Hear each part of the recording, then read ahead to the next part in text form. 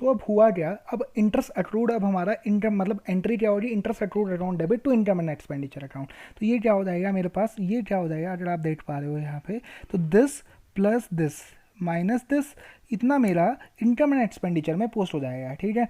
तो अगर मैं यहाँ पे आपके सामने इनकम एंड एक्सपेंडिचर भी बनाना शुरू कर दूँ, तो इनकम एंड एक्सपेंडिचर में क्या होगा, अगर लेट सपोज मैं बनाना शुरू कर देता हूँ, तो ये मेरा एक्सपेंडिचर साइड होगी, एक्सपेंडिचर, ठीक है। Expenditure always have a debit balance and income, ठीक है, ये वाली साइड मेरी इनकम हो जाएगी, ठीक है। तो अब मैंने बोला ठीक है बाय इंटरेस्ट, ठीक है, जब बाय इंटरेस्ट ना, ठीक है, जब मैंने बोला ये कितना फिगर आ गई मेरे पास 2000 रुपीज़, ठीक है।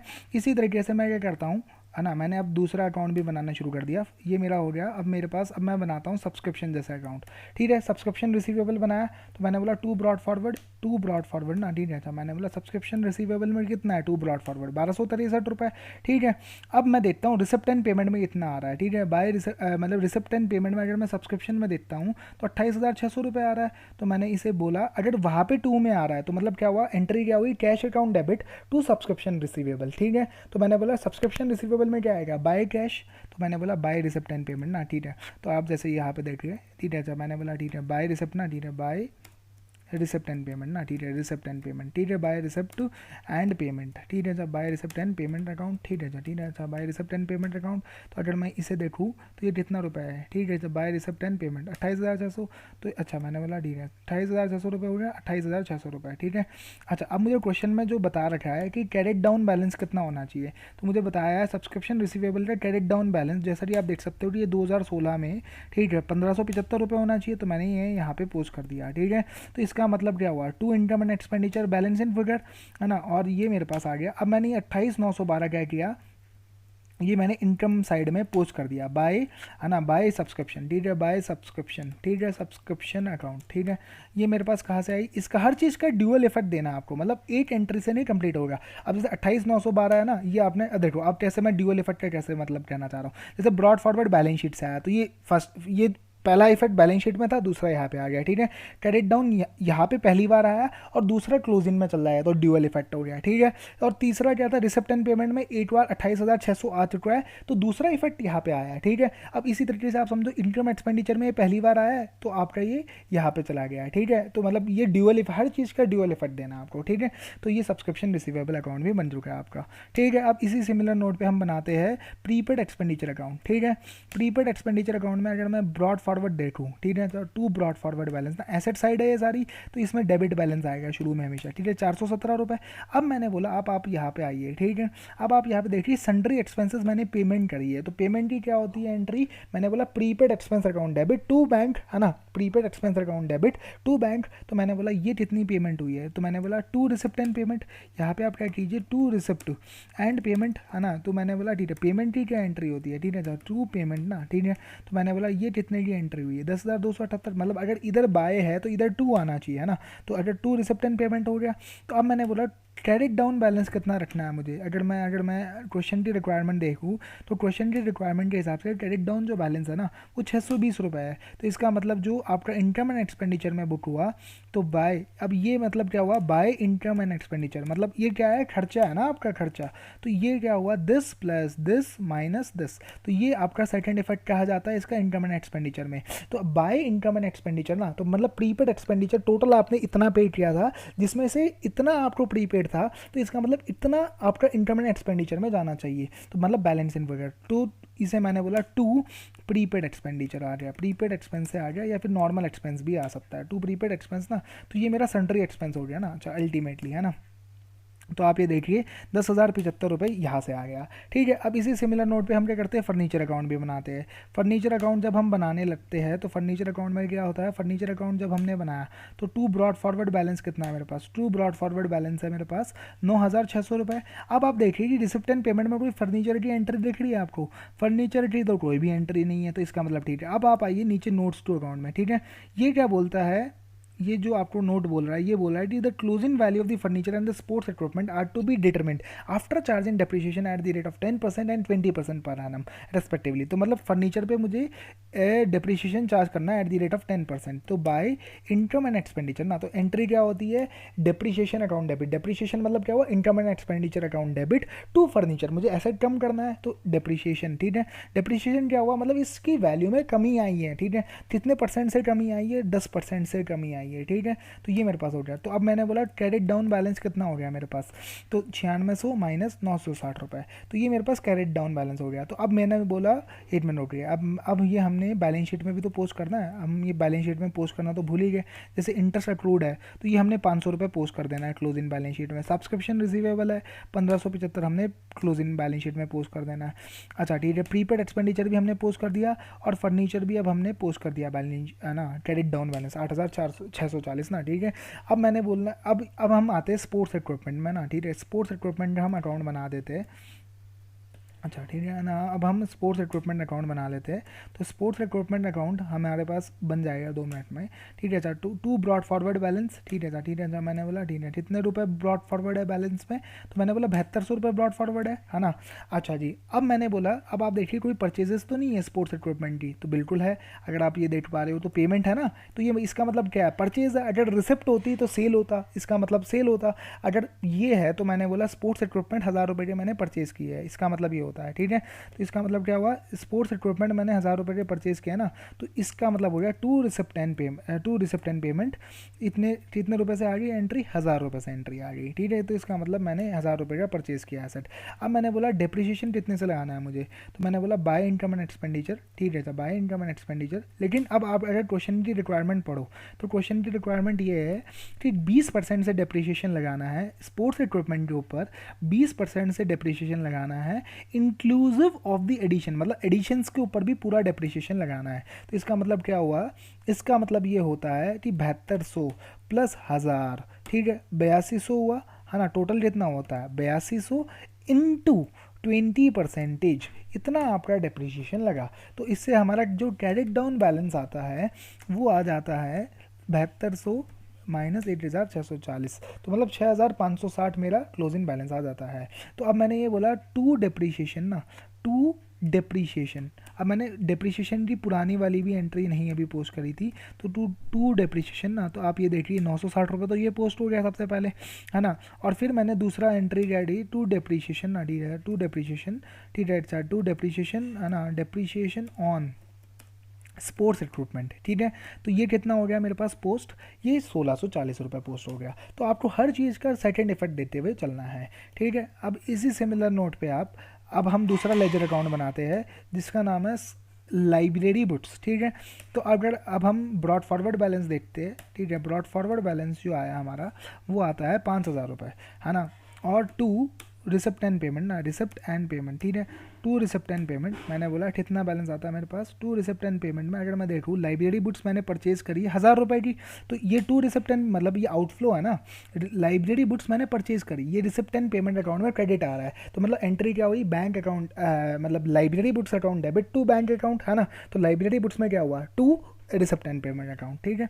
तो अगर मैं ये अकाउंट बनाया तो ये अब क्वेश्चन मुझे ये बताता है, अगर आप ये क्वेश्चन की रिक्वायरमेंट पढ़ते हो, the clubs library books are revalued at the end of every year and the value at the end of was rupee 5250। मतलब इसका जो क्रेडिट डाउन बैलेंस आना चाहिए ना, वो आना चाहिए 5250। तो इसका मतलब क्या होता है, इनकम एंड एक्सपेंडिचर में जो इस पर डिप्रिशिएशन हो लगेगा वो कितना लगा, दिस प्लस दिस माइनस, है ना, माइनस दिस, तो 750 रुपये इनकम एंड एक्सपेंडिचर में। अब लाइब्रेरी बुक्स की मैं एक काम करता हूँ, स्पोर्ट्स इक्विपमेंट की जो बैलेंस शीट में वैल्यूज़ है वो मैं डाल देता हूँ। बैलेंस शीट में कितनी वैल्यू है 6560, है ना। लाइब्रेरी बुक्स की कितनी वैल्यू है, लाइब्रेरी बुक्स की 5250, ठीक है। अब मैंने क्या किया, टू डेप्रीशिएशन, ठीक है ना, to depreciation on library books, ठीक है सर। ये लाइब्रेरी बुक्स पर कितना डेप्रीशिएशन आ गया मेरे पास, ये मेरे पास आ गया 750 रुपये, है ना। तो आप ये समझ गए होंगे। अब कैश अकाउंट अभी हमें बनाने की ज़रूरत है नहीं, क्योंकि वो हमें ऑलरेडी क्वेश्चन में दे रखा है। तो अब हमें क्या करना है, अब हम चलते हैं लाइब्रेरी मतलब लाइबिलिटी साइड की ओर। तो अब हम क्या करते हैं, लाइबिलिटी साइड की ओर चलते हैं और हम अपनी हमने लाइब्रेरी बुक्स की एंट्री तो डाल ही दी ना, इसका सेकंड इफेक्ट तो दे ही दिया अब हमने। तो अब हमें इसमें और कुछ करने की ज़रूरत नहीं है, ठीक है। तो अब हम चलते हैं लाइबिलिटी साइड की ओर और हम अपना लेजर अकाउंट्स बनाते हैं। तो जैसे हम सैलरी आउटस्टैंडिंग का लेजर अकाउंट बनाते हैं, तो अब हमने क्या किया, सैलरी आउटस्टैंडिंग का जब हम लेजर अकाउंट बनाते हैं तो हम क्या करते हैं, अब ये लाइबिलिटी है। अब liability always have a credit balance. तो मैंने बोला जो इसका ब्रॉड फॉरवर्ड बैलेंस आएगा ना, वो हमेशा क्या होगा, लाइबिलिटी में हमेशा क्रेडिट बैलेंस होगा, ठीक है। अब मैं बोलता हूँ जब मैं सैलरी पे करता हूँ तो एंट्री क्या होती है, salary outstanding account debit, salary outstanding account debit to bank, है ना। तो इसका मतलब क्या होता है, तो अब जो रिसिप्ट एंड पेमेंट आएगा ना, टू रिसिप्ट एंड पेमेंट ना, ठीक है। तो अच्छा, अब मैंने बोला सैलरी कितनी पे करी है मैंने, 12,000 रुपये, ठीक है। अच्छा ठीक है, अब ये मैंने कहाँ से लाया है, तो बाय वाला हमेशा टू में पोस्ट होता है, ये तो आपको पता ही है, क्योंकि एक तरफ वो क्रेडिट हुआ, एक तरफ वो डेबिट हो जाएगा। तो अब मैंने क्या बोला, ये सैलरी आउटस्टैंडिंग अकाउंट में रिसिप्ट एंड पेमेंट अकाउंट इतना हुआ, तो मतलब एंट्री क्या हुई, salary outstanding account debit to receipt and payment account, ठीक है। अच्छा, अब आप आ जाइए to credit down and credit forward balance, ठीक है। अच्छा, अब क्लोजिंग बैलेंस हमारे क्वेश्चन में क्या दे रखा है। अब अगर हम क्वेश्चन पढ़ते हैं तो हमें बोला है कि salary outstanding as on 2016 is 170 rupees. तो इसका मतलब क्या हुआ, जो मेरा इनकम एंड एक्सपेंडिचर में जो खर्चा बुक हुआ है, इनकम एंड एक्सपेंडिचर, तो इसका मतलब होता है this plus this minus this. तो ये 11,460 रुपये है। तो मैंने बोला टू सैलरी ना, टू सैलरी, है ना, ये आपके पास आ गया 11,460 रुपये, है ना। सिमिलर नोट पे आप क्या कीजिए, इसे बैलेंस शीट में भी पोस्ट कर दीजिए। बैलेंस शीट में कितना बैलेंस है आपका, 170 रुपये, तो आपका बैलेंस शीट में भी ये पोस्ट हो गया। अब आप चलिए outstanding rent and electricity account हम बनाते हैं। तो outstanding rent and electricity account अगर हम बनाते हैं तो हमने बोला, है ना, अच्छा ठीक है। अब मैंने बोला ब्रॉड फॉरवर्ड बैलेंस कितना आउटस्टैंडिंग रेंट एंड इलेक्ट्रिसिटी, या मैंने बोला सबसे पहले 864 रुपये आउटस्टैंडिंग थे। अब मैं देखता हूँ रिसिप्ट एंड पेमेंट में कितनी टोटल पेमेंट है। तो मैंने बोला टू रिसिप्ट एंड पेमेंट ना, to receipt and payment, total कितनी पेमेंट है, रेंट एंड इलेक्ट्रिसिटी की टोटल पेमेंट अगर मैं देखूँ क्वेश्चन में तो 7,220 दे रखी है। तो ये भी अब हमने पोस्ट कर दिया, मतलब इसका भी अब हमने सेकेंड इफेक्ट दे दिया है, ठीक है। तो टू रिसिप्ट एंड पेमेंट ना, ठीक है, अच्छा ठीक है, टू रिसिप्ट एंड पेमेंट में ये पोस्ट हो चुका है मेरे पास ये बैलेंस, है ना। और क्वेश्चन मुझे ये बोलता है कि ये कैरी फॉरवर्ड कितना होना है आपका, ये balance outstanding rent and electricity अगर मैं क्वेश्चन में पढ़ूँ तो क्वेश्चन मुझे बताता है कि ये 973 रुपये हो जाना है क्लोजिंग में। तो इसका मतलब क्या होता है, इनकम एंड एक्सपेंडिचर की क्या फिगर आएगी, अच्छा तो 7,329 ना, तो टू रेंट, ठीक है, टू रेंट, है ना, ये मेरे पास ये जो फिगर आ जाती है 7,329, है ना, ये आप समझ गए होंगे। अब इसी सिमिलर नोट पे हम क्या करते हैं, आउटस्टैंडिंग फॉर मैगजीन्स अकाउंट भी बना लेते हैं। ये भी 2 मिनट में बन जाएगा हमारा अकाउंट, है ना। अब हम क्या करते हैं, ब्रॉड फॉरवर्ड बैलेंस डाल देते हैं सबसे पहले, ब्रॉड फॉरवर्ड एंड, है ना, ब्रॉड फॉरवर्ड बैलेंस डाल देते हैं अपना, ठीक है। ब्रॉड फॉरवर्ड बैलेंस जो आया अब हमारे पास, ब्रॉड फॉरवर्ड बैलेंस जो आया वो आया हमारे पास, 1 मिनट, ब्रॉड फॉरवर्ड जो बैलेंस आता है वो आता है हमारे पास, है ना। ब्रॉड फॉरवर्ड जो बैलेंस आया सबसे पहले 226 रुपये आया मेरे पास, ठीक है। अब मैंने बोला जो मेरी टोटल पेमेंट है वो टू रिसिप्ट एंड पेमेंट में से आ गई, तो टू रिसिप्ट, है ना। अच्छा, मैंने बोला कितनी पेमेंट है मेरी टोटल, मैंने बोला इसमें अगर देखूँ तो 2,172 रुपये, तो 2,172 की टोटल पेमेंट मैंने यहाँ पोस्ट कर दी, है ना, टू, है ना। अब फिर मैंने बोला क्रेडिट डाउन कितना है, मतलब कितना मुझे क्लोजिंग में रखना है बैलेंस। तो ये मुझे क्वेश्चन ने बताया है कि क्रेडिट डाउन जो बैलेंस होना चाहिए वो 340 रुपये होना चाहिए। तो इसका मतलब क्या हुआ, इनकम एंड एक्सपेंडिचर में कितना पोस्ट होना चाहिए, इसका मतलब हुआ 2,226.86 रुपये इनकम एंड एक्सपेंडिचर में पोस्ट होना चाहिए। तो टू मेडिसिन्स ना, ठीक है, टू मेडिसिन्स, ठीक है, अच्छा ठीक है, टू मेडिसिन्स, ठीक है। अच्छा, अब मैंने बोला ये मेरा कितना पोस्ट होना चाहिए, इतना पोस्ट होना चाहिए, है ना। अब मैंने बोला अगर आप देखो, अब मैं बैलेंस शीट में भी सारी चीज़ें पोस्ट कर देता हूँ। आउटस्टैंडिंग रेंट एंड इलेक्ट्रिसिटी मैंने पोस्ट कर दिया है, अच्छा, और मैंने outstanding for magazines and newspapers भी पोस्ट कर दिया है। तो ये मेरी बैलेंस शीट एक तरीके से भी बन ही रही है, ठीक है। तो अब क्या होता है, अब इतने में अब हम आते हैं कि रिसिप्ट एंड पेमेंट में कोई एंट्री तो अब हमारी मिस नहीं हुई है। अब हमने बैलेंस ब्रॉट डाउन हमारी ओपनिंग बैलेंस शीट में आ गया, बैलेंस कैरेट डाउन हमारी क्लोजिंग बैलेंस शीट में आ जाएगा। अगर आप देखो तो ये रहा ना कैश अकाउंट में क्लोजिंग बैलेंस में, अगर मैं क्लोजिंग बैलेंस शीट में ये वाला बैलेंस आ गया, ठीक है। तो अब मतलब अब हमारी सिर्फ एक ही एंट्री छूट रही है, तो मतलब ये भी अब हमें ड्यूअल इफेक्ट देना है, तो हम इसे क्या करेंगे, प्रॉफिट एंड लॉस में बुक कर देंगे। तो टू मिसलेनियस इनकम है, तो हम इसे क्या करेंगे, मिसलेनियस इनकम टू में है, मतलब इसका क्रेडिट बैलेंस है अभी, तो हम क्या करेंगे, miscellaneous account debit to profit and loss to income and expenditure ultimately. तो मैंने क्या किया, इसे इनकम एंड एक्सपेंडिचर में बुक कर दिया, तो बाय मिसलेनियस इनकम, ठीक है, बाय मिसलेनियस है ना, मिसलेनियस इनकम, ये मेरा यहाँ पे पोस्ट हो गया। मतलब वो जो एंट्री वहाँ पे जो एक सिंगल एंट्री बची है, तो वो मैंने यहाँ पे पोस्ट कर दिया। अब मैं क्या करता हूँ, अब मैं प्रॉफिट एंड लॉस निकाल लेता हूँ, तो ये बाय लॉस, ठीक है, अच्छा, इज इक्वल्स टू सम, अगर आप देखो तो ये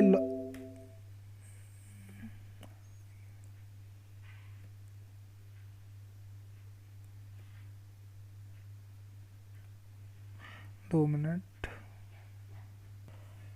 तो अब क्या है, अब इसका जो डिफरेंस आता है ना वो आ जाएगा आपके पास। अगर आप देखो this minus sum of this, तो ये मेरे पास अल्टीमेटली आ जाएगा 2,888, मतलब ये लॉस है। अब लॉस, अगर लॉस मतलब क्या हुआ, डेबिट बैलेंस है इसका, क्योंकि बाय लॉस है, तो इसका मतलब क्या है, इसका डेबिट बैलेंस है। अब डेबिट बैलेंस को हमें क्या करना है, लाइबिलिटी, मतलब जो एक्सेस ऑफ एक्सपेंडिचर था ना, यहाँ पे जो पुराने साल का जो आ रहा था वो तो 47,000 रुपये था। अब इस साल का जो आ रहा है ना वो क्या है, मेरे पास जो लॉस है वो मैं माइनस कर देता हूँ यहाँ से। तो ये मैंने क्या किया, ये जो फिगर है ना, जो ये 2,8 जो अब हमारा ये आ रहा है, ये हमने क्या किया, इसमें से माइनस कर दिया, क्योंकि ये क्या है, डेबिट बैलेंस है, और हम लाइबिलिटी साइड में डेबिट को क्या करते हैं, माइनस करते हैं, क्योंकि क्रेडिट बैलेंस होता है इस तरफ हमेशा, तो हम क्या करते हैं, इसे माइनस कर देते हैं। ये अब हमारा टोटल आ जाता है, और अब हमारी बैलेंस शीट टोटल टैली हो जाता है। तो इसका मतलब क्या है, इसका मतलब ये है, सबसे पहले हमें ओपनिंग बैलेंस शीट बनानी है। ओपनिंग बैलेंस शीट से हमें हर लेजर अकाउंट बनाना है, और हमें हर चीज़ का इंश्योर करना है कि जितनी भी रिसिप्ट एंड पेमेंट अकाउंट में एंट्रीज दी है वो सारी उसमें पोस्ट हो चुकी है। अगर वो नहीं पोस्ट हुई है तो उसे हमें डायरेक्टली क्या करना है, इनकम एंड एक्सपेंडिचर में ट्रांसफर कर देना है। जैसे कि क्या हुआ था, हमारी ये जो मिसलेनियस इनकम थी ना, ये कहीं नहीं पोस्ट हुई थी, मतलब ये एसेट या लाइबिलिटी अकाउंट से नहीं रूट हुई थी। तो हमने क्या किया, इस रिसिप्ट एंड पेमेंट में से डायरेक्टली हमें इसे P&L में पोस्ट कर दिया था। तो ये बड़ा फंडामेंटल प्रिंसिपल है। सबसे पहले ओपनिंग बैलेंस शीट, फिर हमें इंश्योर करना है कि ओपनिंग बैलेंस शीट से हम सारे लेजर अकाउंट बनाएं, और हर लेजर अकाउंट में ये इंश्योर करें कि जितने भी रिसिप्ट एंड पेमेंट अकाउंट की एंट्रीज दी है ना वो सारी पोस्ट हो, है ना, सारी पोस्ट हुई। फिर हम क्या करेंगे, उसका जितना भी अब हर लेजर अकाउंट में जितना भी डिफरेंस आएगा वो हम इनकम एंड एक्सपेंडिचर में ट्रांसफर कर देंगे। अब फिर हमारा carried down balance sheet, carried down balance जो होगा वो हम बैलेंस शीट में ले जाएंगे, और जो इनकम एंड एक्सपेंडिचर अकाउंट में जो बैलेंस होगा ना वो हम क्या करेंगे, बैलेंस शीट में ले जाएंगे। ये आपको मेन समझना है। Okay, thank